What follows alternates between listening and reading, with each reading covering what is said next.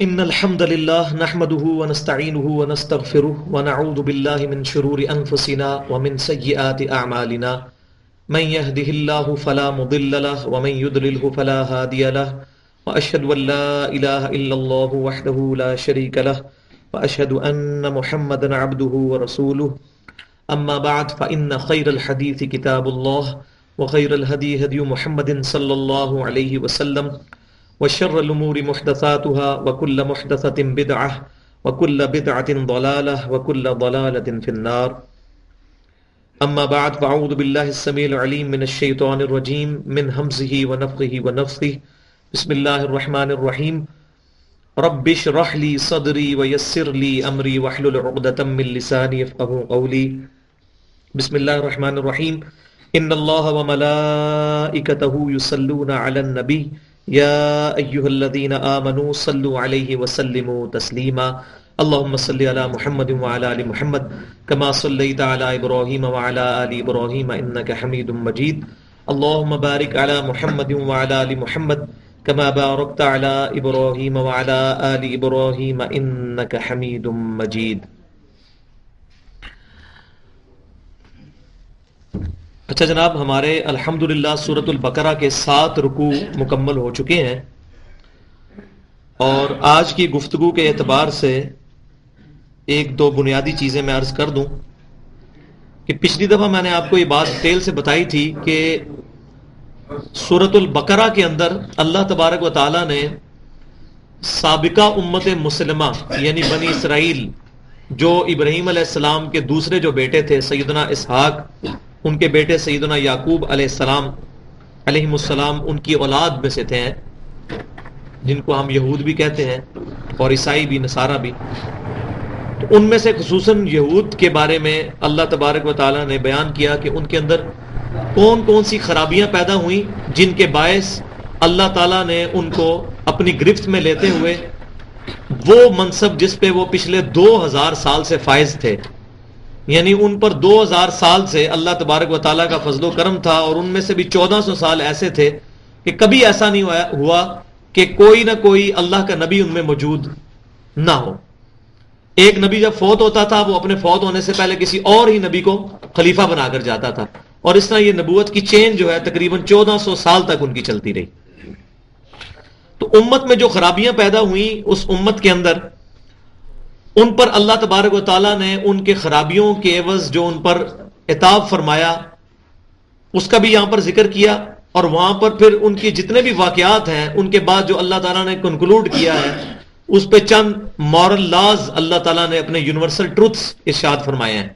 ان میں سے پہلا یونیورسل ٹروتھ جو ہے وہ پچھلے درس میں ہو گزرا ہے، وہ میں ریپیٹ کرتا ہوں. اس کے بعد آج جو یونیورسل ٹروتھ آئیں گے آپ یہ یاد رکھیں. جیسے اللہ تبارک و تعالیٰ کی فزیکل لاز کی جو دنیا ہے اس کے اندر رولز چلتے ہیں، جیسے جو ہے گریوٹی کا رول ہے، اسی طریقے سے جو ہے وہ تھرموڈائنمکس کے رولز ہیں، اسی طریقے سے اللہ تعالیٰ کی جو مورل جو انوائرمنٹ ہے اس کے جو رولز ہیں وہ اس صورت کے اندر آئیں گے. تو پہلا یونیورسل ٹروتھ یہ آیا تھا، بسم اللہ الرحمن الرحیم، یہ پچھلے رکوع کے آخری آیات میں، وَضُرِبَتْ عَلَيْهِمُ الذِّلَّةُ وَالْمَسْكَنَةُ، ہم نے ان کے اوپر تھوپ دی ذلت اور رسوائی، یہود کے اوپر. کس وجہ سے؟ کہ انہوں نے اللہ تعالیٰ کی نافرمانی کی، اللہ تعالیٰ کے انبیاء کی دعوت کو قبول نہیں کیا، اور قبول کیا تو بعد میں اس کو ٹیمپر کیا اور انبیاء کرام کو تکالیف تھی. ان پر تھوپ دی گئی ذلت والمسکنہ اور غربت، وباءوا بغضب من اللہ، اور اللہ تعالیٰ کی طرف سے وہ غضب کے مستحق ہوئے. ذالک بانہم کانوا یکفرون بآیات اللہ، یہ اس وجہ سے تھا کہ وہ اللہ تعالیٰ کی آیات کا انکار کرتے تھے. یہ نہیں تھا کہ وہ مانتے نہیں تھے، عقیدے میں مانتے تھے، اپنے عمل سے انکار کرتے تھے. کفر کا لفظی مطلب ہے انکار کرنا. ایک تو ہے عقیدے کا کفر، وہ تو ویسے ہی فارغ ہے. ایک ہے عمل کا کفر، ماننا لیکن اپنے عمل سے اس کو ڈیمانسٹریٹ نہ کرنا. جیسا کوئی شخص یہ مانتا ہے کہ 5 وقت نماز پڑھنی چاہیے لیکن نماز نہیں پڑھتا، عقیدے میں مسلمان ہے، عمل میں وہ کفر کر رہا ہے. اللہ تبارک و تعالیٰ کی اس جو فرضیت ہے اس کا انکار اپنے عمل سے کر رہا ہے. کافر تو وہ نہیں ہوگا لیکن اس کا عمل کفر والا ہوگا. وَيَقْتُلُونَ النَّبِيِّينَ بِغَيْرِ الْحَقِّ، اور بغیر کسی وجہ کے انبیاء کرام علیہ السلام کو وہ قتل کر دیا کرتے تھے. ذَلِكَ بِمَا عَصَوْا وَكَانُوا، یہ اس وجہ سے تھا کہ وہ نافرمان تھے، وَكَانُوا يَعْتَدُونَ، اور وہ حد سے بڑھنے والے تھے. یہاں پر 7واں رکوع مکمل ہوا تھا. آج انشاءاللہ ہم 8ویں رکوع سے شروع کرتے ہیں، اور اس کے شروع میں ہی وہ امپورٹنٹ آیت آ رہی ہے جس کو آج کل منکرین حدیث نے اور جدید سکالرز نے ایک نیا فتنہ کھڑا کیا ہے دین الہی کی شکل کے اندر. ایک بھائی جو ادھر بیٹھا نا جی، وہی جو اس طرف متوجہ ہو، سارے جو ہے نا اس طرف اشارہ نہ کیا کریں، آپ میری طرف متوجہ رہیں. وہ جو بیٹھا ہوا ہے اس کو پتہ چل جائے گا کس طریقے سے آنا ہے دوسرے دروازے سے. یہ وہ آیت اب آنے لگی ہے، آیت نمبر 63.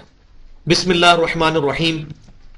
ان الذین آمنوا، بے شک جو لوگ ایمان لائے، یعنی کہ مسلمان صحابہ کرام علیہم رضوان، والذین ہادوا، اور جو یہودی ہیں، والنصارى، اور عیسائی ہیں، والصابئین، اور صابی ہیں. یہ ابراہیم علیہ السلام کی دین کی بگڑی ہوئی شکل تھی. ان کے اندر ستارہ پرستی، اس طرح کی جو ہے وہ توہمات آ چکی تھی. من آمن باللہ والیوم الآخر، ان میں سے جو بھی اللہ کے اوپر ایمان لائے اور آخرت کے دن پر، وعمل صالحا، اور نیک اعمال کرے، فلہم اجرہم عند ربہم، تو ان کے رب کے ہاں ان کے لیے اجر موجود ہے. ولا خوف علیہم ولا ہم یحزنون، اور نہ ان کے اوپر کوئی خوف ہوگا اور نہ ہی وہ غمناک ہوں گے. اب اس پوری آیت کے اندر ایمان بالرسالت کا ذکر کوئی موجود نہیں ہے.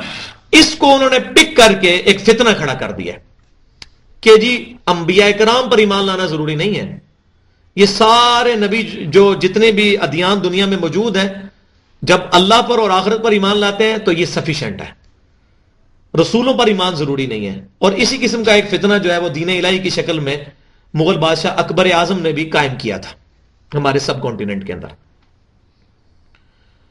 تو جہاں تک یہ بات ہے نا کہ تمام دین کی بنیاد ہر دین کی ایک ہے، اس میں کوئی شک نہیں ہے. وہ آگے آئے گا کہ تمام دین ایک ہی دین کی بگڑی ہوئی شکلیں ہیں. تمام انبیاء کرام علیہ السلام کو اللہ تعالیٰ نے اسلام کا دین دے کر ہی بھیجا. ان الدین عند اللہ الاسلام، the only acceptable religion in the sight of Allah is Islam. اللہ کے حضور قابل قبول دین صرف اسلام ہے. اور پھر اللہ تعالیٰ نے سورہ آل عمران میں ہی 85 نمبر آیت میں فرمایا وَمَن يَبْتَغِي غَيْرَ الْإِسْلَامِ دِينًا فَلَن يُقْبَلَ مِنْهُ وَهُوَ فِي الْآخِرَةِ مِنَ الْخَاسِرِينَ. جو کوئی بھی قیامت والا دین اسلام کے علاوہ کوئی اور دین لے کر ہمارے حضور حاضر ہوا، ہم اس سے اس کا دین قبول نہیں کریں گے، اور ایسا شخص خسارہ پانے والوں میں ہو جائے گا. تو چاہے سیدنا آدم علیہ السلام ہو، سیدنا نوح علیہ السلام ہو، سیدنا ابراہیم علیہ السلام ہو، سیدنا اسحاق ہو، سیدنا اسماعیل ہو، سیدنا موسیٰ ہوں، سیدنا عیسیٰ ہوں، یا امام کائنات سید الاولین والآخرین امام اعظم سیدنا محمد رسول اللہ صلی اللہ علیہ وسلم کی مبارک ذات ہو، تمام انبیاء کرام علیہ السلام ایک ہی دین اسلام کی دعوت دیتے رہے. ہاں شریعتیں بدلتی رہی ہیں، دین ایک ہی رہا ہے. وہ جو اللہ تبارک و تعالیٰ نے سورہ نحل کے اندر بھی ارشاد فرمایا ہے، بسم اللہ الرحمن الرحیم، وَلَقَدْ بَعَثْنَا فِي كُلِّ أُمَّةٍ رَسُولًا، بے شک ہم نے ہر امت کے اندر رسول بھیجا، اور کیا دعوت دی؟ ان اعبدوا اللہ، عبادت صرف اللہ کی کرنی ہے، واجتنبوا الطاغوت، اور اللہ کے مقابلے پر جھوٹے خدا شیطان ان کا انکار کرنا ہے، ان سے اجتناب کرنا ہے. یہ تمام انبیاء کرام کی یہی دعوت رہی ہے، لا الہ الا اللہ. تو اب وہ اس کو بنیاد بنا کے کہتے ہیں کہ اللہ پر ایمان لانا اور یوم آخرت پہ کافی ہے، رسولوں پر ایمان ضروری نہیں ہے، کیونکہ اللہ تعالیٰ فرما رہا ہے کہ جو ایمان لائے، یعنی کہ مومنین صادق جو ہیں، امام کائنات صلی اللہ علیہ وسلم پر ایمان لانے والے، یہودی ہوں یا عیسائی ہوں یا صابی ہوں، جو بھی ایمان لائے گا اللہ پر اور یوم آخرت پر اور نیک عمل کرے گا، اللہ تعالیٰ اس کو جزا دے گا. تو یہ بات بالکل ٹھیک ہے. جو ایمان لائے گا اللہ پر جیسا کہ ایمان لانے کا حق ہے، لائے اللہ پر ایمان اور کہے کہ عیسیٰ علیہ السلام اللہ کے بیٹے ہیں، تو اللہ پر ایمان ہی نہ لایا. لائے اللہ پر ایمان اور کہے کہ سیدنا عزیر اللہ کے بیٹے ہیں، تو اللہ پر ایمان ہی نہ لایا. تو قرآن کو پورا ٹوٹیلٹی میں دیکھنا ہے، پک اینڈ چوز نہیں کرنا کہ چند باتیں نکالنی اور وہ تمام کنسٹرینٹس پورے قرآن کی جو دعوت ہے اس کا مجموعہ دیکھنا ہے. اللہ تعالیٰ سورۃ المائدہ کے اندر فرماتا ہے کہ وہ لوگ کافر ہیں کہ جنہوں نے کہا عیسیٰ علیہ السلام اللہ کے بیٹے ہیں، اور وہ بھی کافر ہیں جنہوں نے یہ کہا کہ عیسیٰ علیہ السلام ہی اللہ ہے. تو یہاں اگر اللہ تعالیٰ یہ فرما رہا ہے کہ نصارہ جو ہیں یہ بھی جنت میں جائیں گے، اللہ پر ایمان لائیں گے اور یوم آخرت پر، جیسا کہ ایمان لانے کا حق ہے. اور اللہ پر ایمان لانے کا حق کیا ہے؟ وہ اسی سورۃ البقرہ کے شروع کے اندر 41 نمبر آیت کے اندر اللہ تبارک و تعالیٰ نے کیٹاگوریکلی جب بنی اسرائیل کو دعوت شروع کی ہے، یہ 41 نمبر آیت نکال لیں آپ سارے، 5واں رکوع جہاں سے شروع ہوتا ہے، یا بنی اسرائیل اذکروا نعمتی التی انعمت علیکم. اس میں جو 41 نمبر آیت اگلی آ رہی وہ آمنوا بما انزلت مصدقا لما معکم، ایمان لاؤ اس کتاب پر یعنی قرآن پر جو اے یہودیوں تمہاری کتابوں کی بھی تصدیق کرنے والی ہے. ولا تکونوا اول کافر بہ، اور اس کتاب سے پہلے منکر تم تو نہ بنو. تمہیں تو پتا ہے کہ نبی صلی اللہ علیہ وسلم کی پریڈکشنز، پیشن گوئیاں اس کتاب تورات میں موجود ہیں، تم ایمان لے کر آؤ. تو اب بات اسی کانٹیکسٹ میں چل رہی ہے کہ ایمان لے کے آنا ہے نبی صلی اللہ علیہ وسلم کے اوپر. تو اب بار بات نہیں، بات ریپیٹ ہوگی. یہ انڈرسٹوڈ ہے، یہیں سے بات شروع ہوئی تھی بنی اسرائیل کو دعوت، اس کے اندر یہ بات آ رہی ہے جس کو میں سمجھانے کے لیے کہتا ہوں کہ اگر کوئی شخص یہ کہتا ہے کہ جی آپ نے بجلی کا یا گیس کا بل جمع کروانا ہے تو آپ صبح ڈاکخانے 9 بجے پہنچ جائیں. اب وہ 9 بجے پہنچتا ہے صبح ڈاکخانے تو دیکھتا ہے آگے ڈاکخانہ بند ہے، اور وہ کہتا ہے کہ جی مجھے کہتا ہے جی آپ نے مجھے کہا تھا 9 بجے بل جمع ہوتے ہیں اور ڈاکخانہ تو بند ہے. تو میں اس سے پوچھوں گا بھائی آپ کس دن کہہ دے، تو کہ جی میں سنڈے والے دن گیا تھا. تو میں کہوں گا اللہ کے بندے تمہیں یہ تو پتا ہونا چاہیے کہ سنڈے والے دن ڈاکخانہ بند ہوتا ہے، یہ کنسٹرینٹ تمہیں پتا ہونی چاہیے. یہ جو میں نے کہا 9 بجے ڈاکخانہ کھلتا ہے اس سے مراد ہے ادر دین سنڈے. اسی طریقے سے جو اللہ تعالیٰ یہ فرما رہا ہے کہ جو اللہ پر ایمان لایا اور یوم آخرت پر لایا اس کے لیے اجر ہے، نیک عمال کرے گا، تو یہ انڈرسٹوڈ ہے کہ وہ رسول پر بھی ایمان لے کر آیا جیسا کہ رسول اللہ نے اس کو سکھایا ہے ایمان لانا. تو یہ سارے کنسٹرینٹ ساتھ ساتھ چلتے ہیں، تو اس کو پک اینڈ چوز نہیں کرنا. یہ بنیادی شرط ہے رسولوں پر ایمان. اور الحمدللہ جو لوگ قرآن اور سنت کو بھی ماننے والے ہیں، اجماع امت کو بھی ماننے والے ہیں، ان کے لیے یعنی اہل سنہ کے لیے تو بالکل واضح دلیل موجود ہے. صحیح مسلم کے اندر کتاب الایمان چیپٹر میں موجود ہے کہ نبی صلی اللہ علیہ وسلم نے فرمایا جس یہودی یا عیسائی نے میرے بارے میں سن لیا کہ میں اللہ کا نبی ہوں اور وہ پھر مجھ پر ایمان نہ لایا تو وہ دوزخ میں جائے گا. بالکل کلیئر کٹ بات ہے. آپ صلی اللہ علیہ وسلم پر ایمان لانا ضروری ہے. صحیح بخاری کے اندر حدیث موجود ہے محمد فرق بین الناس، محمد صلی اللہ علیہ وسلم لوگوں میں حق اور باطل کے درمیان فرق ہے. آپ صلی اللہ علیہ وسلم کی ذات ہی فرق ہے. آپ صلی اللہ علیہ وسلم کی ذات کو لے کر چلیں گے تب ہی اللہ تک پہنچیں گے، کیونکہ اللہ تبارک و تعالیٰ تک پہنچنے کا اب واحد ذریعہ امام کائنات صلی اللہ علیہ وسلم کی مبارک ذات ہے. اور آپ صلی اللہ علیہ وسلم کی وفات کے بعد آپ کی وہ چھوڑی ہوئی چیز ہے جس کو آپ صلی اللہ علیہ وسلم نے مضبوطی سے تھامنے کا حکم دیا. حجۃ الوداع کے موقع پر المستدرک للحاکم کے کتاب العلم چیپٹر میں صحیح سند کے ساتھ 318 نمبر حدیث ہے انٹرنیشنل نمبرنگ کے مطابق کہ امام کائنات صلی اللہ علیہ وسلم نے حجۃ الوداع کے موقع پر اپنی وفات سے 2.5 مہینے پہلے ارشاد فرمایا میں اپنے بعد تم میں 2 ایسی چیزیں چھوڑ کے جا رہا ہوں جن کو مضبوطی سے پکڑ لوگے کبھی گمراہ نہیں ہوگے. ایک اللہ کی کتاب اور دوسرے اس کے رسول صلی اللہ علیہ وسلم کی سنت. اور سنت وہ ہے جو صحیح حدیث سے ڈرائیو ہوگی، کسی بندے کی من پسند نہیں. کوئی بندہ سمجھے جی میرے خیال میں یہ سنت ہے. سنت کا واحد سورس دنیا کے اندر صحیح حدیث ہے. مسواک سنت ہے، یہ ہمیں حدیث کے ذریعے پتا چلا ہے، اس کے بغیر تو نہیں پتا چل سکتا. ورنہ اگر تواتر کے اوپر لیں گے تو ایران میں جائیں گے تو وہاں پر تو رافضیت کا مذہب تواتر ہے، بنگلہ دیش میں جائیں گے تو وہاں تو دیوبندی ہونا تواتر ہے، پاکستان میں بریلوی ہونا تواتر ہے، سعودی عرب میں اہل حدیث ہونا تواتر ہے. تواتر پہ جائیں گے تو جتنے ملک اتنی باتیں. تو بک اتھارٹی، ڈکشنری اتھارٹی قرآن اور سنت. تو یہ بڑی امپورٹنٹ آیت تھی، اس لیے میں نے اس کے اوپر گفتگو کی کہ ٹوٹیلٹی میں آپ نے پورے دین کو لینا ہے. اللہ پر لائے گئی وہ ایمان جو رسول اللہ صلی اللہ علیہ وسلم پر بھی ایمان لے کر آئے گا. تو اب یہ بات بالکل ٹھیک ہے. ان الذین آمنوا، بے شک جو لوگ ایمان لائے، والذین ہادوا، اور جو یہودی ہیں اور وہ اپنے دور کے اندر اپنے نبی کے اوپر ایمان لائے تھے بغیر شرک کے. اس کا ایک مفہوم یہ بھی ہو سکتا ہے تو ان کو بھی اجر ملے گا. اور نبی صلی اللہ علیہ وسلم کے آنے کے بعد بھی اگر وہ یہودی جو ہیں وہ صحیح یہودی ہوئے تو وہ امام کائنات صلی اللہ علیہ وسلم کے اوپر ایمان لے کے آئیں گے. کیونکہ تورات کے اندر میں نے بتایا تھا کتاب الاستثناء چیپٹر جو ہے ڈیٹرونومی، اس کا جو باب نمبر 18 کی آیت نمبر 18 ہے کہ موسیٰ علیہ السلام کو اللہ تبارک و تعالیٰ نے فرمایا اے موسیٰ میں بنی اسرائیل میں یہ تیری امت کے بھائیوں میں سے تیری مانند ایک پیغمبر اٹھاؤں گا جس کے منہ میں اپنا کلام ڈالوں گا، وہ لوگوں سے کچھ نہیں کہے گا مگر وہی جو میں اس کو وہی کروں گا. یہ قرآن کی بھی آیت ہے وما ينطق عن الهوى ان هو الا وحی یوحى. آج کا جو ٹیمپرڈ اولڈ ٹیسٹیمنٹ ہے تورات، اس کے اندر بھی یہ آیت موجود ہے. اور اگلی آیت 19 نمبر یہ ہے کہ جو پھر میرے اس پیغمبر پر ایمان نہیں لائے گا اس سے پھر میں بدلہ لوں گا. اور وہ بدلہ لیا اللہ تعالیٰ نے کیسا؟ یہودیوں کو ذلیل کیا. آج تک ان کا کعبہ جس کو وہ سمجھتے ہیں وہ جو ہے وہ گرا پڑا ہے. ایک دیوار اس کی سلامت ہے جس کے آگے وہ دیواریں گری ہے جس کو کہتے ہیں اس کے آگے جا کے روتے ہیں. تو یہودی بھی اصل یہودی وہی ہوگا کہ جو تورات کی اس آیت پر ایمان لاتے ہوئے نبی صلی اللہ علیہ وسلم کے اوپر ایمان لے آئے گا. اسی طریقے سے میں نے گاسپل آف جان جو ہے انجیل کا نیو ٹیسٹمنٹ، اس سے میں نے باب نمبر 14 سے ڈیٹیل بتایا تھا شروع کے اندر کہ نبی صلی اللہ علیہ وسلم کی واضح انجیل کے اندر بھی نشانیاں موجود ہیں کہ عیسیٰ علیہ السلام فرماتے ہیں کہ میں جب یہاں سے جاؤں گا تو میرے جانے پر ڈیپینڈنٹ ہے وہ ہستی پھر دنیا میں آئے گی، وہ تمہیں وہ باتیں سمجھائے گی جو میں تمہیں آج نہیں سمجھا سکتا کیونکہ تمہارا انٹلیکچوئل لیول اتنا نہیں ہے. وہ جب آئیں گے تو تمہیں سمجھائیں گے، پھر وہ قیامت تک تمہارے ساتھ رہیں گے، یعنی ان کی نبوت قیامت تک کے لیے ہوگی اور وہ میری تعریف کریں گے. سوائے نبی صلی اللہ علیہ وسلم کے ماننے والوں کے دنیا میں کوئی شخص بھی عیسیٰ علیہ السلام کی تعریف نہیں کرتا. یہودی تو ان کو ولد الزنا کہتے ہیں، دجال کہتے ہیں. صرف عیسائی مانتے ہیں اور وہ بھی صحیح معنوں میں نہیں مانتے، وہ بھی ان کو اللہ کا بیٹا کہتے ہیں. نبی صلی اللہ علیہ وسلم نے صحیح تعارف کروایا ہے سیدنا عیسیٰ علیہ السلام کا، جو ڈیٹیل تعارف سورہ مریم کے اندر موجود ہے، جس کی آیات سن کر نجاشی جو ہے وہ مسلمان ہو گیا تھا.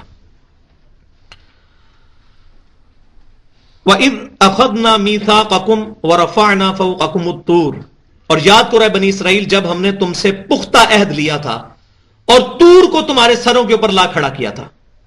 یہ اللہ تبارک و تعالیٰ نے معجزہ ظاہر کیا کہ لٹکتی ہوئی تلوار کی طرح کوہ طور پورا پہاڑ ان کے اوپر کھڑا کر دیا.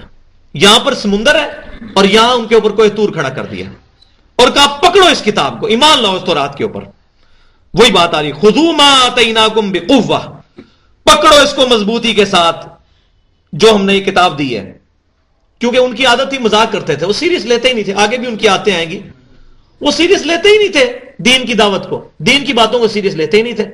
تو اللہ تبارک و تعالیٰ نے پھر کوہ طور پہاڑ ان کے اوپر کھڑا کر دیا. یہ تورات کے اندر بھی موجود ہے، قرآن پاک میں بھی کئی جگہ ہے، بلکہ سورۃ الاعراف کی 171 نمبر آیت میں یہ ڈیٹیل کے ساتھ آتا ہے کہ جیسے بادل سایہ کرتا ہے نا، اس طرح پورا پہاڑ ان کے سر کے اوپر آ گیا. سے اب مجھے بتائیں پہاڑ سر پہ ہو اور کہا جائے پکڑو اس کتاب کو نہیں تو پہاڑ آیا تمہارے اوپر، تو ساروں نے کہا ٹھیک ہے ہم ایمان لے آتے ہیں.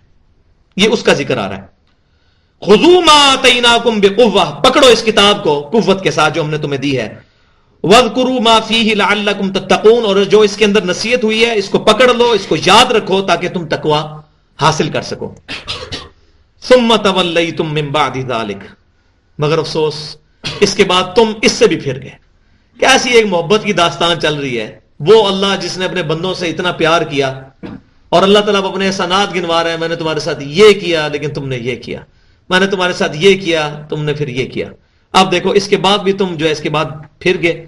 فلولا فضل اللہ علیکم، تو اگر تم پر اللہ کا فضل نہ ہوتا ورحمتہ، اور اس کی رحمت نہ ہوتی، لکنتم من الخاسرین، تو تم پکے خسارہ والوں میں سے ہو جاتے اگر ہم تمہاری توبہ قبول نہ کرتے. ظاہر ہے جب انہوں نے بچڑے کو خدا بنایا پھر ان کی توبہ بھی قبول ہوئی. وہ کیسے ہوئی وہ پیچھے گزر چکا ہے کہ اللہ تعالیٰ نے فرمایا کہ اپنے اپنے قبیلے والوں کو خود قتل کرو. 70,000 یہودی ایک دن کے اندر قتل ہوئے جو مرتد ہو چکے ہوئے تھے. وَلَقَدْ عَلِمْتُمُ الَّذِينَ اعْتَدَوْا مِنْكُمْ فِي السَّبْتِ، اور تم خوب جانتے ہو ان لوگوں کو بھی اپنے بزرگوں کو کہ جنہوں نے ہفتے کے دن کے بارے میں نافرمانی کی تھی. اب یہ ایک اور واقعہ ان کا آ رہا ہے، اس کا ڈیٹیل ذکر سورۃ الاعراف کی 163 سے لے کے 166 نمبر آیت کے اندر موجود ہے. ہوا کیا تھا کہ اللہ تبارک و تعالیٰ نے ان کو آزمایا کہ ہفتے والے دن آپ شکار نہیں کر سکتے سمندر سے. اور وہ سورۃ الاعراف میں آتا ہے کہ مچھلیاں اللہ تعالیٰ نے آزمائش کے لیے ہفتے والے دن ہی بھیجی. ان کی نظروں کے سامنے چھلانگیں مارتی تھی ایسی مچھلیاں، ان کا دل کرتا ہم پکڑیں، لیکن اللہ کی طرف سے پابندی. جیسا کہ آج کے بھی اس معاشرے کے اندر برائیاں اور بے حیائی کے مواقع بالکل عام ہے، جو چاہے بے حیائی کر سکتا ہے، لیکن ہم گناہوں سے کیوں بچتے ہیں؟ اللہ کی وجہ سے. اللہ دیکھ رہا ہے، اللہ کا یقین ہے، accountability of the day of judgement, قیامت والے دن کی جواب دہی کا خوف ہے کہ انسان بچ جاتا ہے. تو ظاہر ہے ان کے اندر بھی پھر 3 گروہ ہو گئے. ایک گروہ جو ہے اس نے کہا جی ہم تو یہ حرکت نہیں کریں گے. دوسرا گروہ وہ کہ جنہوں نے کہا جی جنہوں نے ہیلا کر لیا. ہیلا کیسے کیا؟ انہوں نے یہ کیا کہ وہ گڑھے کھود لیے سمندر کے ساتھ ایڈجسنٹ. تو جب وہ مد و جزر کی وجہ سے پانی اوپر آتا تھا ہفتے والے دن، تو ان گڑھوں کے اندر جو ہے وہ پانی آ جاتا تھا، وہ مچھلیاں بھی ساتھ ادھر آ جاتی تھیں. تو جب پانی اترتا تھا تو ظاہر ہے گڑھے سے پانی واپس تو نہیں جا سکتا تھا کیونکہ وہ بھر چکا ہوتا تھا، تو مچھلیاں ادھر رہ جاتی تھیں. پانی جب واپس گیا تو وہ اتوار والے دن ادھر سے مچھلیاں پکڑ. اب اتنے چھوٹے سے گڑھے میں سے تو مچھلیاں پکڑنا بڑا آسان ہے.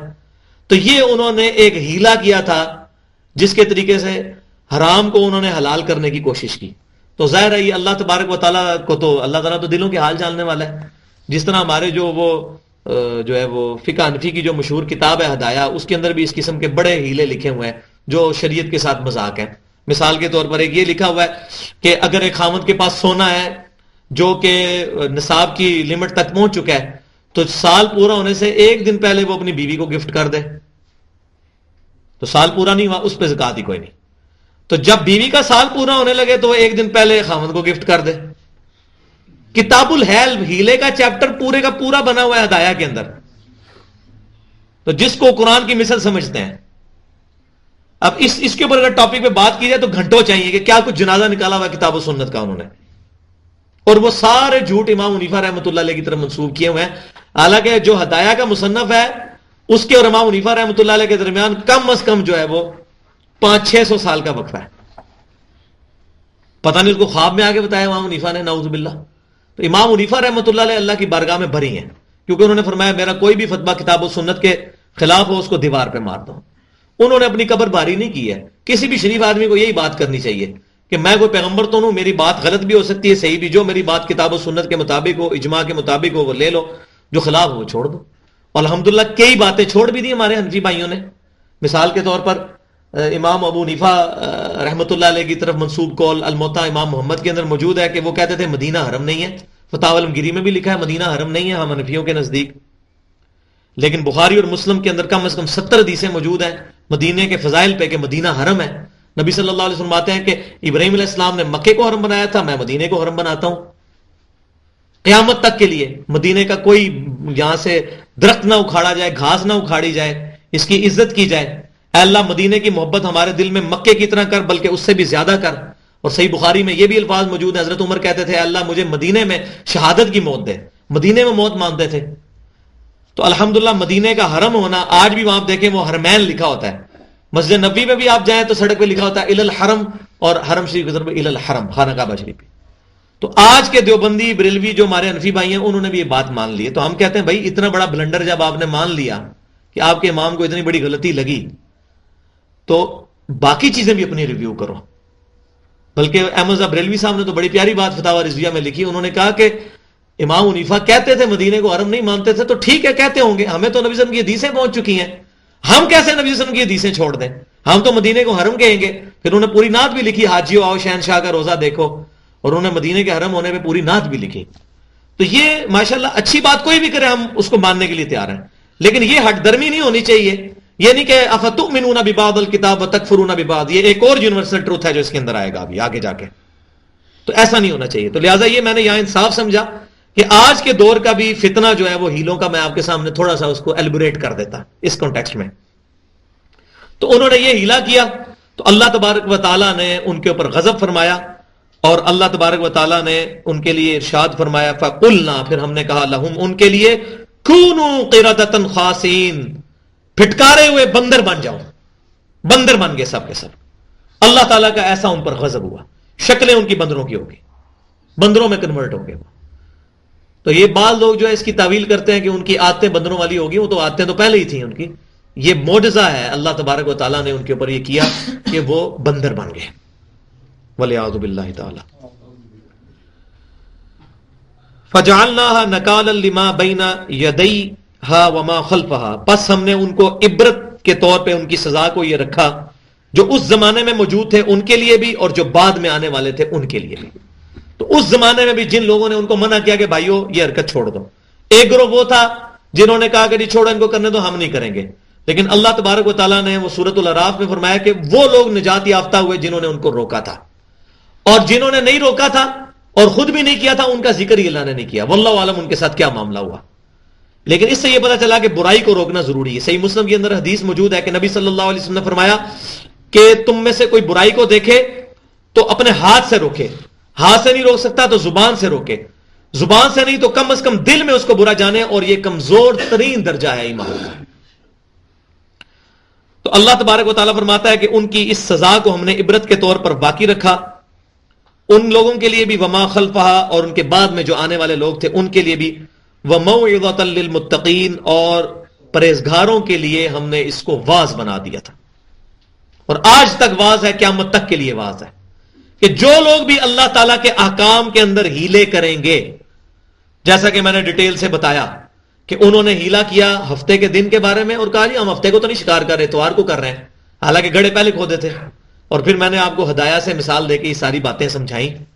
تو آج بھی ہمیں ہیلوں سے بچنا چاہیے، بالکل کلیئر کٹ جو شریعت کا حکم ہے اس کو اسی طرح بغیر کسی جو ہے وہ تردد کے قبول کر لینا چاہیے۔ ہم اللہ تعالیٰ نعوذ باللہ اللہ اور اس کے رسول سے بڑھ کر عقل مند نہیں ہے، اللہ تبارک و تعالیٰ کو پتہ ہے۔ اور آج کل لوگ کہہ دیتے ہیں جناب وہ حلال کے بغیر تو گزارا ہی نہیں چلتا، حرام کے بغیر اس لیے تھوڑا بہت یہ چلتا ہے، کر لیتے ہیں، تو اس کے لیے وہ بڑے قسم کے ہیلے اور اس طرح کی حرکتیں کرتے ہیں۔ بلکہ میں اپنے آفس کی آپ کو بات بتاؤں، وہ آفس میں ایک ہمارا جاننے والا ہے، تو وہ کام کیا کرتا ہے جی، وہ کہتا ہے جی میں تو کاروبار کرتا ہوں۔ کاروبار کیا کہ آفس کے جو کنسٹرکشن کے کام ہے وہ بغیر ٹھیکیداروں کو دیتے ہیں، اور ٹھیکیدار جو ہے ظاہر ہے کہ وہ بولی لگتی ہے، جس ٹھیکیدار کی سب سے کم قیمت ہوتی ہے اس کو ٹھیکہ ملتا ہے، تو وہ بار ٹھیکیدار سے بات کر لیتا ہے کہ بھئی تمہیں میں ٹھیکہ اس صورت میں دوں گا کہ جب تمہیں یہ ٹھیکہ ملے گا تو اتنے پیسے بیچ میں سے میرے ہوں گے، تو 5-6 ٹھیکیداروں کی طرف سے جب آئے گا تو میں یہ تمہارے والے کو اوکے کر دوں گا۔ تو کہتا ہے میں تو کوئی حرام نہیں کما رہا، تو حالانکہ وہ اس پوسٹ کی وجہ سے ہی تو حرام کما رہا ہے، کہہ رہا جی میں تو اس ٹھیکیدار سے لے رہا ہوں، میں حکومت کے پیسوں میں سے تو نہیں لے رہا۔ تو یہ ہیلے بازیاں، تو انسان کے اندر خود مفتی بیٹھا ہوا ہے، اللہ تعالیٰ نے گناہ وہ جو تیرے دل میں کھٹ گئی پتہ چل جاتا ہے۔ وَإِذْ قَالَ مُوسَىٰ لِقَوْمِهِ، اور یاد کرو جب موسیٰ علیہ السلام نے اپنی قوم سے کہا، اب یہ ایک اور ان کا جرم کی داستان شروع ہونے لگی ہے۔ ان اللہ یأمرکم ان تذبحوا بقرہ، بے شک اللہ تعالیٰ تمہیں اس بات کا حکم دیتا ہے کہ تم ایک گائے کو ذبح کرو۔ اسی کی وجہ سے اس سورت کا نام سورہ بقرہ ہے، یہاں سے وہ لفظ پک کیا گیا۔ قالوا اتتخذونا ہزوا، تو وہ کہنے لگے کہ اے موسیٰ علیہ السلام آپ ہم سے مذاق کر رہے ہیں، وَلِعَاذُ بِاللَّهِ قَالَ أَعُوذُ بِاللَّهِ أَنْ أَكُونَ مِنَ الْجَاهِلِينَ، موسیٰ علیہ السلام نے کہا کہ میں اللہ کی پناہ مانگتا ہوں کہ میں جاہلوں میں شامل ہوں، میں مذاق کر رہا ہوں، یہ شریعت کی بات کر رہا ہوں۔ میں ان کے ذہن میں یہ بات آئی کہ یہ کیا، یہ اللہ تبارک تعالیٰ کو گائے ذبح کر کے کیا لینا ہے؟ اصل مسئلہ کیا تھا کہ گائے ان کے لیے متبرک تھی، وہ تورات سے ہمیں پتہ چلتا ہے، وہ گائے کی عزت کرتے تھے، ٹھیک ہے۔ تو اب انہوں نے بات کو ٹالنے کے لیے کہا کہ جی اللہ تعالیٰ گائے کے ساتھ کیا غرض ہے، تو آپ مذاق کر رہے ہیں ہمارے ساتھ کہ گائے ذبح کرنی ہے، لیکن اللہ تبارک و تعالیٰ اس سے 2 رزلٹ کروانا چاہتا تھا، نکالنا چاہتا تھا اس واقعے سے، وہ آگے آ رہے ہیں۔ تو موسیٰ علیہ السلام نے کہا کہ میں اللہ کی پناہ مانگتا ہوں اس بات سے کہ میں جاہل بنوں، میں تم سے مذاق نہیں کر رہا۔ قالوا ادع لنا ربک یبین لنا ما ہی، تو اب انہوں نے بات تو مانی نہیں تھی سیدھے طریقے سے، تو انہوں نے پہلا بہانہ یہ رکھا کہ جی آپ اپنے رب سے یہ دعا کیجئے کہ وہ ہمیں بتائے کہ وہ گائے کس قسم کی ہونی چاہیے۔ حالانکہ یہ پہلی بات ہی مان لیتے ہیں نا، گائے ذبح کرو جس طرح ہم بھی کرتے ہیں سنت ابراہیمی، تو کر دیتے ہیں۔ اگر یہی چکر ادھر ہوتا تو گائے اس کلر کی ڈھونڈنی پڑتی تو کتنی مصیبت بنتی، تو فوراً اس کو قبول کرتے اور گائے کو ذبح کر دیتے۔ ہمارا رب ہمیں بتائے کہ جی وہ گائے کیسی ہو۔ قال انہ، موسیٰ علیہ السلام نے کہا کہ بے شک، انہ یقول، بے شک اللہ تبارک و تعالیٰ کہتا ہے، انہا بقرۃ لا فارد ولا بکر، کہ وہ ایسی گائے ہونی چاہیے جو نہ بوڑھی ہو اور نہ بالکل بچی ہو، درمیان کی عمر کی ہو۔ اوان بین ذالک، درمیانی عمر کی ہو، بڑھاپے اور بچپنے کے درمیان کی۔ فافعلوا ما تؤمرون، بس اب کر گزرو جو تمہیں کہا جا رہا ہے، اب مزید نہ اس کے اندر ہیلے نکالنا، کرو گائے ذبح کرو۔ اب انہوں نے پھر آگے جو ہے اس کے اندر جو ہے حجت بازی شروع کی۔ قالوا ادع لنا ربک یبین لنا ما لونھا، تو وہ کہنے لگے کہ اپنے رب سے اب یہ بھی دعا کیجئے کہ یہ جو گائے ہے اس کا رنگ کیسا ہو۔ قال انہ یقول انہا بقرۃ صفراء فاقع لونھا تسر الناظرین، کہ اللہ تعالیٰ یہ فرماتا ہے کہ یہ ایسی گائے ہونی چاہیے جس کی رنگت جو ہے گہری زرد ہو اور وہ بڑی شوق ہو، دیکھنے والوں کو اٹریکٹ کرے، جو دیکھے اس کی طرف اٹریکٹ ہو۔ اب اس قسم کی گائے تو ڈھونڈنا کتنا مشکل ہو جاتا، لیکن ابھی پھر وہ انہوں نے کیا، قالوا ادع لنا ربك يبين لنا ما هي، تو انہوں نے کہا کہ اے موسیٰ علیہ السلام اپنے رب سے پوچھئے کہ ذرا مزید کھول کے بیان کرے کس قسم کی گائے وہ چاہتا ہے. ان البقرہ تشابہ علینا، بے شک یہ گائے ہم پر مشتبہ ہو گئی ہے، ہمیں نہیں پتا چل رہا اب تو زرد رنگ کی تو بڑی گائے ہوں گی، ان میں سے کون سی ہو. تو اب وہ ساتھ انہوں نے ایک جملہ بول دیا جو ان کے لیے ہدایت کا سبب بھی بن گیا، وَإِنَّا إِن شَاءَ اللَّهُ لَمُهْتَدُونَ، اگر اللہ نے چاہا تو ہم ہدایت پا جائیں گے، یعنی کہ یہ کام ہم کرنے میں کامیاب ہو جائیں گے. تو سیدنا ابو ہریرہ رضی اللہ تعالیٰ عنہ کا قول ہے اس بات پر کہ اگر وہ انشاءاللہ نہ کہتے تو سوال ہی پوچھتے رہتے، اس سے محروم رہ جاتے وہ. تو انشاءاللہ انہوں نے کہا جب کہ ہاں پھر انشاءاللہ ہم کر لیں گے. تو پھر اب اللہ تبارک و تعالیٰ نے آخری سوال کا بھی ان کا جواب دیا. قال انہ، موسیٰ علیہ السلام نے کہا انہ یقول، کہ بے شک وہ اللہ کہتا ہے، انہا بقرۃ، بے شک وہ گائے ہے، لا ذلول، کہ جس کی خدمت نہ لی گئی ہو، تثیر الارض، اور نہ اس کو جو ہے زمین کے اندر جودا گیا ہو، ولا تسقی الحرث، اور نہ وہ پانی کے کھیتی کو پانی دینے کے لیے استعمال کی گئی ہو. جیسے کہ یہ بھی گاؤں کے اندر آپ کو پتہ ہے وہ بیل چل رہے ہوتے ہیں، وہ کولو کے بیل جو ہیں وہ پانی نکال رہے ہوتے ہیں، یعنی اس قسم کے اس کے یوزج بھی نہ ہو. مسلمۃ لا شیاۃ فیہا، وہ بے عیب ہو، بے داغ ہو، کوئی اس کے اندر عیب نہیں ہونا چاہیے، کوئی اس کے اندر داغ نہیں ہونا چاہیے.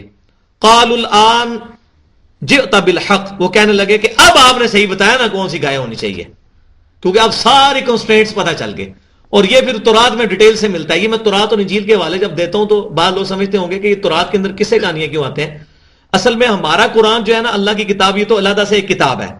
تورات اور انجیل کا یہ مسئلہ نہیں ہے. تورات کے اندر تورات بھی موجود ہے، موسیٰ علیہ السلام کی حدیثیں بھی موجود ہیں. اسی طرح جو انجیل ہے اس کے اندر عیسیٰ علیہ السلام کے بھی فرامین موجود ہیں، اور ساتھ وہ اللہ تعالیٰ کی کتاب بھی، اور اس کے اندر وہ ٹیمپرڈ فارم میں موجود ہے. لہذا یہ ہمارے قرآن کی طرح نہیں ہے، اس میں تو ٹوٹلی اللہ تبارک و تعالیٰ کا کلام ہے.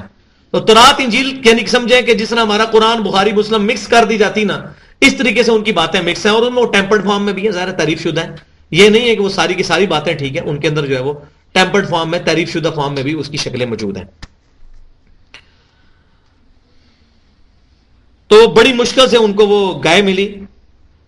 تو اللہ تبارک و تعالیٰ فرماتا ہے فَذَبَحُوهَا وَمَا كَادُوا يَفْعَلُونَ، پھر انہوں نے اس گائے کو ذبح کر دیا، حالانکہ وہ ذبح کرنے والے نہیں تھے. وہ نظر آ رہا ہے وہ ذبح کرنے والے نظر نہیں آ رہے تھے. انہوں نے جس طریقے سے اپنے کنسٹرینٹ سامنے رکھے، جس طریقے سے انہوں نے اسکیپ روٹس اپنے سامنے رکھے کہ یہ بھی بتائیں کہ شاید جان ہی چھوٹ جائے، کیونکہ وہ گائے کی عزت کرتے تھے. تو اللہ تبارک و تعالیٰ نے فرمایا وہ لگتے نہیں تھے ذبح کرنے والے، لیکن انہوں نے کیا. اب وہ یہ کس کانٹیکسٹ میں بات چل رہی ہے کہ وہ انہوں نے جو گائے کو ذبح کیا، اس کا جو پیچھے تورات کے بارے میں، تورات کے اندر جو ڈیٹیلز، میری طرف متوجہ رہے. جب آپ لوگ ادھر ادھر دیکھتے ہیں نا، میری توجہ جو ہے ہٹ جاتی ہے، مجھے نہیں سمجھ آتی. آپ ادھر کچھ بھی ہو جائے آپ کی توجہ میری طرف ہونی چاہیے. میرے پہ اس وقت یہ کیفیت آ رہی ہے جب میں آپ کو درس دے رہا ہوں، میں وہ خبریں نہیں پڑھ رہا جیو نیوز کی، میں پورا اس سیٹ اپ کے اندر آ کے پھر یہ بات کر رہا ہوتا ہوں تاکہ مجھے بھی مزہ آئے نا. یہ آپ تو مزہ لے رہے ہیں سن کے، مجھے بھی بیان کرنے، میں نے کئی دفعہ یہ چیزیں بیان کی ہیں، تو میرے لیے پھر بوریت ہو جاتی ہے اگر آپ لوگ اس طریقے سے کریں گے. تو میں پورا انوالو ہوتا ہوں اس بات کے اندر. تو تورات کے اندر ہمیں ڈیٹیل سے یہ بات پتہ چلتی ہے، اور اس کے اندر بھی آگے وہ آ رہا ہے کہ ایک وہاں شخص تھا جس نے اپنے چچا کو قتل کر دیا تھا. اب اس کے قاتل کا پتہ نہیں چل رہا تھا، تو وہ یہ ایک مسئلہ کھڑا ہو گیا کہ اس کا قاتل کون ہے. تو اللہ تبارک و تعالیٰ نے پھر اس وقت یہ حکم دیا کہ گائے ذبح کی جائے. وہ گائے جب ذبح ہوئی، گائے کے ذبح ہونے کے بعد اللہ تعالیٰ نے فرمایا کہ اس گائے کے گوشت کا ایک ٹکڑا اس مقتول کو مارا جائے، جو قتل ہوا ہے، اس کی لاش پڑی ہے. جب اس کو مارا گیا تو اللہ تعالیٰ کے اذن سے وہ زندہ ہو گیا، اور پھر اس نے بتایا کہ فلاں میرا قاتل ہے. تو اس واقعے سے اللہ تبارک و تعالیٰ نے ان کو دو کنکلوژنز عطا فرمائی، دو نتائج. نمبر ایک تو یہ کہ ان کے دل میں جو گائے کی محبت تھی، اور اسی کی وجہ سے آپ کو پتا ہے انہوں نے بچڑے کو بھی خدا بنایا تھا، وہی ان کی محبت، ایک ان کے دل سے وہ ختم کی جائے، ظاہر ہے ذبح کیا. اور دوسرا اللہ تبارک و تعالیٰ ان کے لیے بالکل یہ چیز واضح کر دے، نیکڈ آئی کے ساتھ انہوں نے مردوں کو زندہ ہوتے ہوئے دیکھ لیا، تاکہ ان کو یہ پتا چلے کہ اللہ تعالیٰ قیامت والے دن کیسے مردوں کو زندہ کرے گا.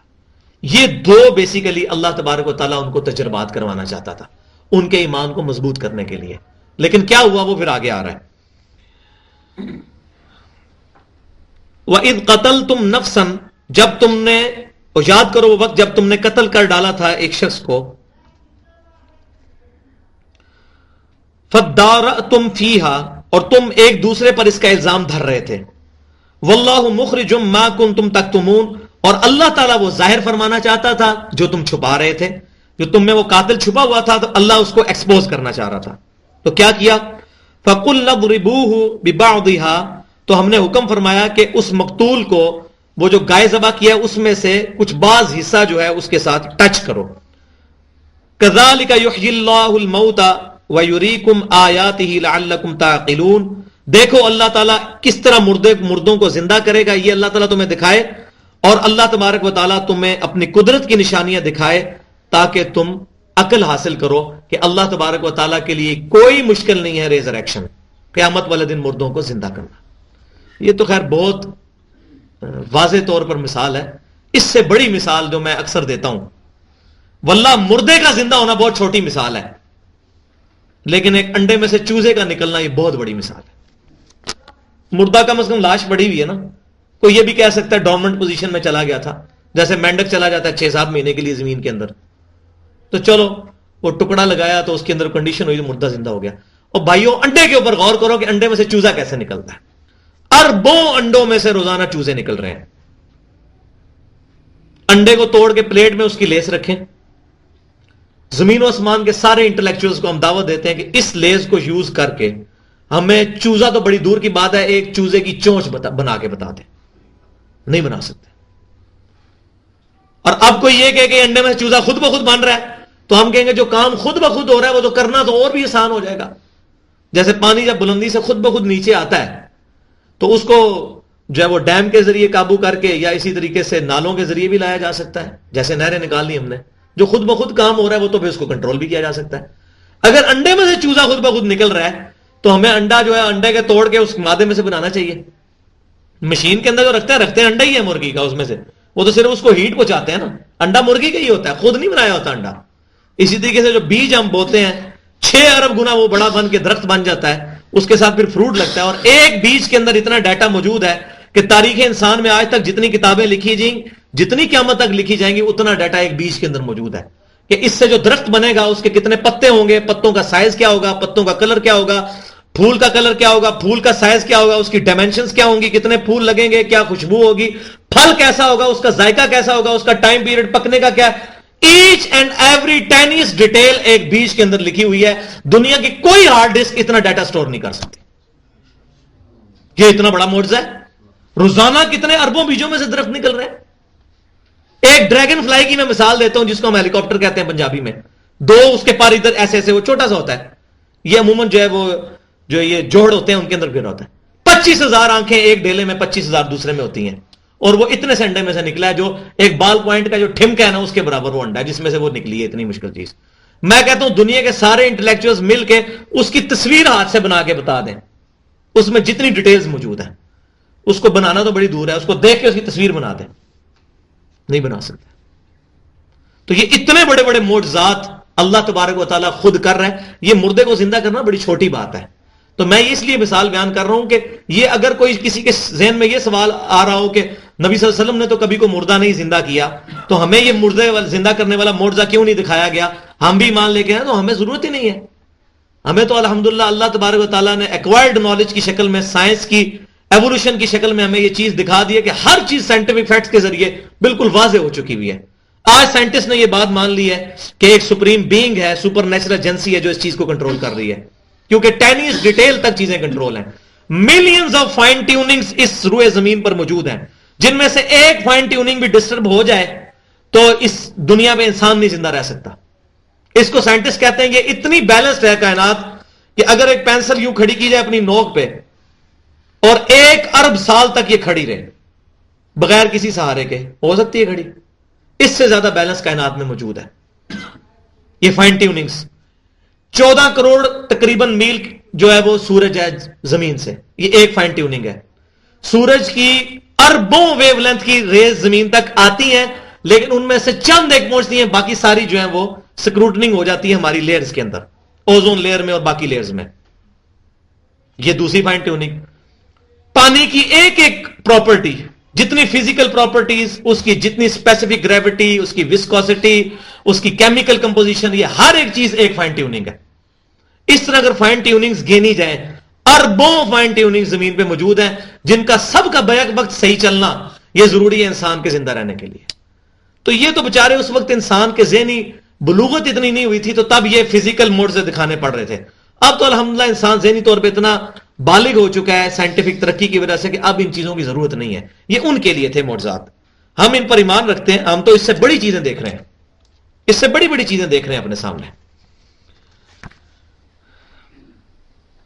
اب وہ یونیورسل ٹروتھ آنے لگا ہے جو میں نے بتایا، تیسرا یونیورسل ٹروتھ آنے لگا ہے اللہ تعالیٰ کے مورل لاز کا. ثم قست قلوبکم من بعد ذلک، پھر اس کے بعد تمہارے دل سخت ہو گئے اے بنی اسرائیل. اتنی واضح واضح چیزیں دیکھ کر بھی تم نے اللہ تعالیٰ سے منہ پھیر لیا، تمہارے دل سخت ہو گئے. من بعد ذلک، اس کے بعد فہی کالحجارہ، وہ اس طرح کہ جس طرح پتھر، او اشد قسوہ، بلکہ پتھروں سے بھی زیادہ سخت ہو گئے تمہارے دل. تم پر چیزیں اثر ہی نہیں کرتی.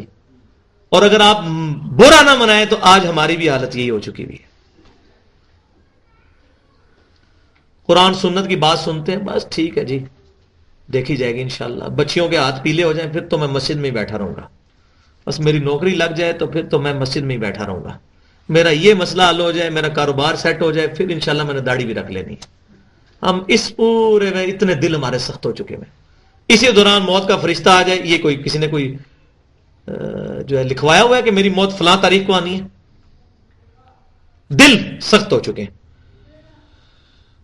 اور یہ کیسے ہوتا ہے؟ جب دین کے اندر ہیلے بہانے تلاش کیے جائیں اور دین کے اندر جو ہے وہ آسانیاں تلاش کی جائیں، دین کے احکامات کا مذاق اڑایا جائے جس طرح انہوں نے اڑایا اوپر پورا، یہ اس پر یونیورسل ٹروتھ آ رہا ہے. تو آج بھی اگر ہماری امت کے اندر یہ سارے معاملات ہیں تو اسی کی وجہ سے وہ 1400 سال کی وہ امت تھی لاڈلی، جس میں 1400 سال تک انبیاء کرام کی چین نہیں ٹوٹی. 2000 سال تک اللہ تعالیٰ نے ان کے سر پر جو ہے وہ تاج رکھا ہے کہ وہ فضلناہ علی العالمین، ساری جہانوں پر ان کو جو ہے فضیلت عطا فرمائی. تو آج بھی ہمیں بھی دیکھ لیں، ہمیں بھی 1400 سال تقریباً ہو چکے ہیں اور ہماری حالت تو بہت پہلے سے خراب ہو چکی ہوئی ہے والعیاذ باللہ. حالانکہ ہماری کتاب صحیح شکل میں موجود، سنت صحیح شکل میں موجود. وَإِنَّ مِنَ الْحِجَارَةِ لَمَا يَتَفَجَّرُ مِنْهُ الْأَنْهَارُ. اب اللہ تعالیٰ ٹانٹ کر رہا ہے ایک مثال کے طور پر کہ نہیں یار پتھروں سے کیا سخت تم لوگ، پتھر بھی ایسے ہیں کہ جن کے اندر سے بعض اوقات نہریں بہہ پڑتی ہیں، ان سے بھی آنسو نکل آتے ہیں.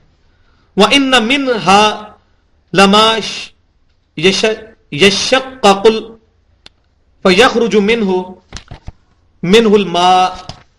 اور ان میں سے ایسے بھی ہیں جو کہ پھٹ پڑتے ہیں اللہ تبارک و تعالیٰ کے خوف کی وجہ سے اور ان میں سے پانی نکل پڑتا ہے. یہ چشموں کی مثال، یہ ایک ادب کی بھی مثال دی جا رہی ہے کہ دیکھو ان پتھروں کے اوپر غور کرو. اور ویسے یہ فزیکلی بھی بات ٹھیک ہے، سورہ بنی اسرائیل میں بھی آتا ہے کہ کوئی ایک ذرہ بھی ایسا نہیں ہے جو اللہ تعالیٰ کی تسبیح نہ بیان کر رہا ہو مگر تم ان کی تسبیح کو سمجھتے نہیں ہو. یہ ساری چیزیں اللہ کی تسبیحات بیان کر رہی ہیں. وَإِنَّ مِنْهَا لَمَا يَهْبِطُ مِنْ خَشْيَةِ اللَّهِ. اور ان میں سے ایسے بھی پتھر ہیں جو کہ خوف الہی کے مارے گر پڑتے ہیں. کئی پہاڑ جو ہیں ان کے اوپر سے پتھر گر پڑتے ہیں اللہ کے خوف کے مارے. اب ان چیزوں کو ہم سمجھ نہیں سکتے، لیکن آج ہمیں سائنس بتا رہی ہے. آج سے پہلے ہمیں یہ بات نہیں پتا تھی کہ یہ جو پودے ہیں ان کی بھی فیلنگز ہیں. اب سائنٹیفک فیکٹس کے ذریعے میں چیزیں پتا چلی ہیں کہ پودے روتے بھی ہیں، خوش بھی ہوتے ہیں، لیکن ہمیں تو نہیں پتا چلتا. اس لیے پتھروں کی بھی کوئی فیلنگز ہوں گی. تو جو سائنس ترقی کرے گی تو یہ بھی انشاءاللہ متشابہات محکمات میں بدلیں گے. اور یہ چیزیں سنریہم آیاتنا فی الآفاق وفی انفسہم حتی یتبین لہم انہ الحق. ان قریب زمین و آسمان میں ان کی اپنی جانوں میں ہم ان کو ایسی نشانیاں دکھائیں گے، یہ چیخ اٹھیں گے کہ یہ اللہ کا کلام ہے. تو اللہ تبارک و تعالیٰ فرما رہا ہے کہ ایسے بھی پتھر ہیں جو اللہ کے خوف سے گر پڑتے ہیں.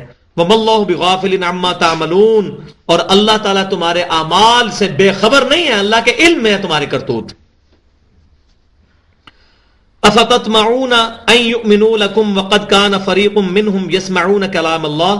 اے مسلمانوں تم کیا یہ امید کیے بیٹھے ہو کہ یہ یہودی جو ہیں یہ ایمان لے آئیں گے اور یہ دین قبول کر لیں گے، حالانکہ ان میں سے ایک گروہ وہ ہے جو اللہ کا کلام سنتا تھا، تورات کو سنتا تھا، زبور کو سنتا تھا.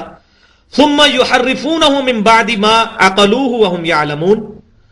اور وہ سننے کے بعد اپنی پورا سمجھ لینے کے بعد اس کو تبدیل کر دیتے تھے، کتاب کو ٹیمپر کر دیتے تھے. وَهُمْ يَعْلَمُونَ، اور وہ جانتے بھی تھے اس بات کو. یہ پھر مولویوں کا ذکر ہو رہا ہے، ان کے مولویوں کا، کہ ان کو علم تھا کتاب اللہ میں کیا لکھا ہوا ہے، جو پہلے ڈیٹیل سے آ چکا ہے، اور وہ اس کو ٹیمپر کر دیتے تھے. یہ تو اللہ تبارک و تعالیٰ یہ کتاب کو محفوظ نہ کرتا تو اس قرآن کے ساتھ بھی یہی اشر ہوتا. یہ تو اللہ تعالیٰ نے گارنٹی لی ہے، اِنَّا نَحْنُ نَزَّلْنَا الذِّكْرَ وَإِنَّا لَهُ لَحَافِظُونَ، اپنے اوپر ذمہ داری لے لی ہے کہ یہ ذکر نصیحت کی چیز ہم نے نازل کی اور ہم ہی اس کی حفاظت کرنے والے ہیں. تو اے مسلمانوں، تم یہ امید کی ہو یہ مان لے آئیں گے، حالانکہ یہ جب ان کے پاس کتابیں آئی تھی یہ سننے اور سمجھنے کے بعد کتابیں اپنی چینج کر دیتے تھے. یہ تمہارا دین کیسے قبول کریں گے؟ انہوں تو اپنا دین نہیں قبول کیا صحیح معنوں میں. وَإِذَا لَقُوا الَّذِينَ آمَنُوا، اور جب یہ ملتے ہیں ایمان والوں سے، قَالُوا آمَنَّا، کہتے ہیں ہم بھی ایمان لے کر آئے. مسلمانوں سے جب ملتے تھے، یہ منافقین کی بات ہو رہی ہے، یہود کی. وہ منافقین جو مسلمانوں کے ڈر کی وجہ سے اسلام کا اظہار کرتے تھے مسلمانوں کے پاس، اور اپنے جب شیاطین میں جاتے تھے تو کہتے تھے اب تو ان سے مذاق کر رہے ہیں. تو یہ بھی بات یاد رکھیں، پورے قرآن میں یا ایھا الذین نافقوا کہیں نہیں آیا. لہذا قرآن کی آیات کا ترجمہ کرتے ہوئے بڑی احتیاط کی ضرورت ہے. یہ بعض لوگ جہاد کی آیات پڑھتے ہیں سورۃ الاحزاب، سورہ توبہ سے، اور وہ اس میں ایمان والوں کو خطاب ہے کہ کیا ہو گیا تمہارے دل جو ہیں وہ بڑے جو ہیں وہ کمزور ہو گئے ہیں، تم جہاد کی طرف بوجھل دل کے ساتھ اٹھتے ہو، تمہیں کیا ہو گیا، دنیا دار ہو گئے ہو. تو وہ صحابہ کرام پہ ٹھوک رہے ہوتے ہیں آیات. استغفر اللہ. صحابہ کرام نے تو اپنی ایک ایک زندگی کا لمحہ اللہ کے لیے وقف کر دیا تھا. ان کا تو وہ تھا قل ان صلاتی و نسکی و محیای و مماتی للہ رب العالمین. انہوں نے تو اپنی قربانی، اپنی زندگی، جینا مرنا، ہر چیز اللہ کے لیے وقف کی تھی. یہ اللہ تعالیٰ ان کو نہیں تھا کہہ رہا، یہ منافقین کو خطاب ہوتا تھا یا ایھا الذین آمنوا کہہ کے. کیوں کہ ان کا علم تو صرف اللہ کے پاس تھا کہ یہ منافق ہیں. ایمان والے تو ان کو ایمان والے ہی سمجھتے تھے، وہ دل کا حال تو نہیں کوئی جان سکتا. تو اور دوسرا یہ کہ اللہ تبارک تعالیٰ ان کو تانے سے بھی فرماتا تھا یا ایھا الذین آمنوا، ہاں وہ لوگ جو ایمان لے کے آؤ، بڑا تم دعوے دار ہو ہم ایمان والے ہیں. تو پورے قرآن میں یا ایھا الذین نافقوا کہیں نہیں ہے. لہذا یہ آیات کا ترجمہ کرتے ہوئے بڑی احتیاط کرنی چاہیے. اسی طریقے سے بعض اوقات روئے سخن نبی صلی اللہ علیہ وسلم کی طرف نہیں ہوتا، امت کی طرف ہوتا ہے، اور نبی صلی اللہ علیہ وسلم کو خطاب کیا جا رہا ہوتا ہے، اور بعض لوگ اس کو نبی صلی اللہ علیہ وسلم کے اوپر لگا کے گستاخی کے مرتکب ہو جاتے ہیں. اسی لیے میں نے وہ جو سورۃ الانعام کی وہ 116 نمبر آیت کا ترجمہ کیا نا کہ اے سننے والے، اگر تو زمین پر بسنے والی اکثریت کی پیروی کرے گا تو تجھے راہ راست سے گمراہ کر دیں گے. یہ تو اپنے گمان اور اٹکل پچو کے پیچھے چلتے ہیں. اب یہ بیسیکلی تو نبی صلی اللہ علیہ وسلم سے خطاب ہوا ہے، لیکن آپ صلی اللہ علیہ وسلم تو حجت ہے خود، آپ کے ذریعے سے امت کو خطاب ہو رہا ہے اور عام انسانوں کو. لہٰذا یہ اس کا ترجمہ یہ نہیں ہے کہ اے نبی، یہ ہوگا اے سننے والے، جو جس تک یہ دعوت پہنچ رہی ہے. تو یہ قرآن پاک کا فہم آنا چاہیے. بخاری شریف کی حدیث ہے، سیدنا علی کہتے ہیں کہ میں نے نبی صلی اللہ علیہ وسلم سے قرآن کا فہم ہی سیکھا ہے، قرآن کا فہم سیکھا ہے. تو یہ ساری چیزیں پتہ ہونی چاہیے کہ اس وقت روئے سخن کدھر ہے. تو یہ میں نے آج کل یہ ایشو چل رہا تھا، اس وجہ سے میرے ذہن میں آئے، میں نے یہ بات بھی کر دی. تو جب وہ ایمان والوں سے ملتے ہیں تو کہتے ہیں ہم ایمان لے کر آئے. وَإِذَا خَلَا بَعْضُهُمْ إِلَىٰ بَعْضٍ، اور جب وہ تنہا ملتے ہیں بعد میں ایک دوسرے کو، اپنے وہ دوسرے جو پرانے ساتھی ہیں یہودی ان کو ملتے ہیں، قَالُوا أَتُحَدِّثُونَهُمْ بِمَا فَتَحَ اللَّهُ عَلَيْكُمْ لِيُحَاجُّوكُمْ بِهِ عِنْدَ رَبِّكُمْ. اچھا وہ اب کیا کہتے ہیں؟ وہ یہ کہتے ہیں کہ تم ان کے سامنے وہ چیزیں بیان کر رہے ہو. کیا ہوتا تھا جب مسلمان ان کو کہتے تھے نبی صلی اللہ علیہ وسلم جو ہے اس دین کی دعوت دے رہے ہیں، تو آپ جنہوں نے تورات تھوڑی بہت پڑھی ہوئی تھی وہ کہتے تھے ہاں ہاں یہ بات تو تورات میں بھی لکھی ہوئی ہے، تورات میں بھی یہ لکھا ہوا ہے کہ نبی صلی اللہ علیہ وسلم نبی آخر الزمان بن کے آئیں گے اور وہ یہ دعوت دیں گے. تو اب مسلمان وہ جب لادا ہوتے تو کہتے تھے تم مسلمانوں کو گواہ کر رہے ہو کہ اللہ کے حضور تمہارے خلاف جھگڑا کریں کہ یا اللہ ان کو پتا تھا یہودیوں کو، تو یہ اندر سے ایمان کیوں نہیں لے کے آئے؟ تو تم ان کو نہ بتایا کرو، مسلمانوں کو نہ بتایا کرو تورات کے اندر کیا لکھا ہوا ہے. نبی صلی اللہ علیہ وسلم کی جو پریڈکشنز لکھی ہوئی ہیں، اس دین اسلام کی جو دعوت لکھی ہے نہ بتایا کرو، ورنہ یہ تمہارے لیحاجوکم بہ عند ربکم، اللہ کے حضور قیامت دن جھگڑا کریں گے کہ یا اللہ ان کو تو پتا تھا تو ان کو نہ بتایا گا. اب کتنے بیوقوف ہیں، وہ اللہ کو کسی گواہ کی ضرورت ہے؟ اللہ کو تو خود ہی پتا ہے. یہی اللہ تعالیٰ کے بعد ارشاد فرما رہا ہے. اللہ تعالیٰ فرماتا ہے اچھا افلا تعقلون، کیا تم عقل نہیں رکھتے؟ وہ یہودیوں آپس میں ایک دوسرے کو کہتے ہیں. اللہ تعالیٰ فرماتا ہے اولا یعلمون ان اللہ یعلم ما یسرون وما یعلنون، کیا انہوں نے نہیں جانا کہ اللہ تعالیٰ ہر وہ چیز جانتا ہے جو یہ ظاہر کرتے ہیں جو یہ چھپاتے ہیں. ٹھیک ہے مسلمانوں سے چھپا لو، اللہ تعالیٰ تو فرمائے گا قرآن پاک میں سورہ فتح میں بھی آیا ہے محمد الرسول اللہ والذین معہ اشداء علی الکفار رحماء بینہم، محمد اللہ کے رسول ہیں صلی اللہ علیہ وسلم اور ان کے جو صحابہ اکرام علیہم رضوان ہیں وہ آپس میں نرم دل اور کفار پر سخت ہیں، اور ان کی یہ تعریف تورات اور انجیل میں موجود ہے، وہ اللہ نے بتا دیا. وَمِنْهُمْ أُمِّيُّونَ لَا يَعْلَمُونَ الْكِتَابَ إِلَّا أَمَانِيَّ، اور ان میں سے چند ایک ان پڑھ لوگ بھی ہیں جو کتاب تو کوئی نہیں جانتے، الا امانیہ، مگر ان کی اپنی من مانی خواہشات ہیں، وشفل تھنکنگز ہیں، انہوں نے اپنے کنسپٹ بنائے ہوئے دین کے. یہ آج بھی لوگ موجود ہیں. آپ کو یہ پڑھتے ہوئے اندازہ ہو جائے گا کہ آج کس کیٹیگری کے لوگ اس میں فال کر رہے ہیں. وہ کتاب کوئی نہیں پڑھی ہوئی، اگر ان کی خواہشات چل رہی ہیں، وہ وَإِنْهُمْ إِلَّا يَظُنُّونَ، اور وہ اللہ کے بارے میں وہم و گمان کیے ہوئے ہیں، بس جسٹ. اچھا وہ کون سے لوگ ہیں؟ آگے بھی ڈیٹیل ان کی پوری ڈیٹیل کے ساتھ آئے گی کہ ہمارے بھی معاشرے کے اندر ایسے لوگ ہیں کہ جن کو کتاب وہ پڑھتے کوئی نہیں ہے، وہ کہتے ہیں جی دیکھو جی کلمہ تو پڑھ لینا جناب، جنت ہی جانا ہے، پاویں پھیرا لگے دوزخی سے، ایک نہ ایک دن تو جنت ہی پہنچ ہی جانا ہے، یہ کہتے ہیں، اکثر لوگ کہتے ہیں. اور پھر جی نبی صلی اللہ علیہ وسلم کی شفاعت بھی تو ہے نا جی، دیکھو نا آپ صلی اللہ علیہ وسلم نے شفاعت بھی تو کرنی ہے نا. تو وہ پڑھتے نہیں شفاعت والی حدیثیں کہ آپ صلی اللہ علیہ وسلم جب شفاعت فرمائیں گے، جب اللہ تعالیٰ آپ صلی اللہ علیہ وسلم کے لیے وہ نامزد کرے گا کہ آپ نے کس کی شفاعت کرنا ہے، تو آپ صلی اللہ علیہ وسلم دوزخ کی طرف جائیں گے نکالنے کے لیے. تو جو کہتا ہے جی پھیرا لگ بھی یا خیر ہے، اس کو کہیں جی پھیرا چیک کرنا ہے دنیا میں، ایک موم بتی جلا کے صرف 10 سیکنڈ کے لیے اپنی تھیلی اس کے اوپر رکھ کے بتا دو، اس طرح تو تمہیں پتہ چل جائے گا. اور آخرت کی آگ کیا ہے؟ بولے اعوذ باللہ تعالی. اللہ تعالیٰ قرآن پاک میں فرماتا ہے کہ جو ایمان والے ہیں وہ کہتے ہیں رب نصرف عنا عذاب جہنم ان عذابها کان غراما، اے اللہ میں جہنم کے عذاب سے بچانا، یہ تو ہمارے گلے کا پھندا بنا ہوا ہے، یہ تلوار لٹک رہی ہے دوزخ کا عذاب ہم پر. اب جس نے دوزخ دیکھی ہوئی ہے، آپ صلی اللہ علیہ وسلم کو سارے معاملات دکھائے گئے ہیں، آپ صلی اللہ علیہ وسلم کو تو پتہ ہے. یہ بڑا کہہ دینا آسان ہے، ہم تو جون جولائی کی گرمیوں کے اندر ننگے پاؤں چل نہیں سکتے روڈ کے اوپر، تو دوزخ کے بارے میں یہ کہنا تو ان کی مانی ہی ہیں، وشفل تھنکنگز ہیں. اچھا وہ آج کل بھی لوگ موجود ہیں، وہ آگے آئے گا. اب ایک اور یونیورسل ٹروتھ آ رہا ہے یہاں پر.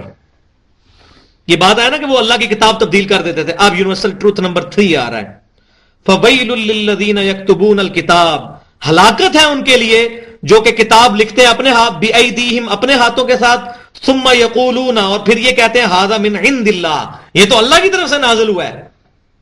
دیکھو جی اللہ تعالیٰ قرآن میں یہ کہہ رہا ہے.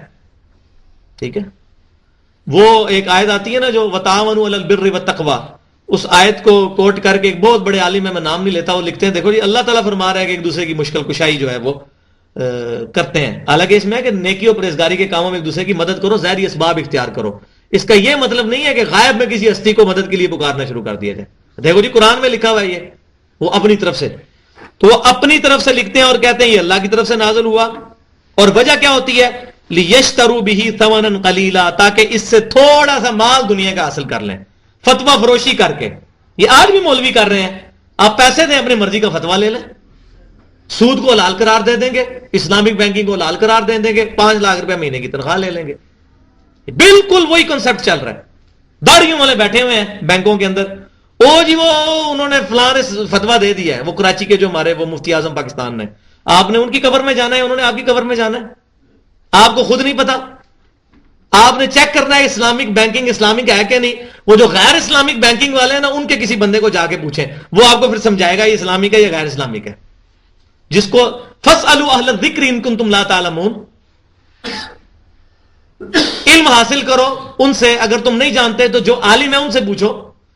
ایک جیولوجسٹ بتائے گا کہ جیولوجی کی فیلڈ میں کیا لوگ بتاتے ہیں زلزلے کس طرح آتے ہیں، ڈاکٹر کو تو نہیں پتا ہوگا. اس طرح ایک ایمبریولوجسٹ بتائے گا کہ ایمبریولوجی کی فیلڈ میں کیا ہے، ایک انجینئر بتائے گا انجینئرنگ کی فیلڈ. اسی طریقے سے بینکنگ کی فیلڈ آپ جو غیر اسلامی بینک ہیں ان کے مینیجر سے جا کے پوچھیں یہ اسلامک بینکنگ ہے، تو اتنی لمبی زبان کھول کے آپ کو بتائیں گے کتنی اسلامک ہے، اور سارا تیا پانچا کھول کے سامنے رکھ دیں گے. تو مولوی فتوے دیے بیٹھے میں کیوں؟ یہ ہے کہ چند داموں کے عوض اللہ تعالیٰ ہمارا فَوَيْلٌ لَّهُم مِّمَّا كَتَبَتْ أَيْدِيهِمْ، ہلاکت ہو ان کے لیے جو ان کے لکھے ہوئے کے لیے جو انہوں نے ہاتھوں سے لکھا. وَوَيْلٌ لَّهُم مِّمَّا يَكْسِبُونَ، اور ہلاکت ہو جو اس کی وجہ سے یہ مال کماتے ہیں.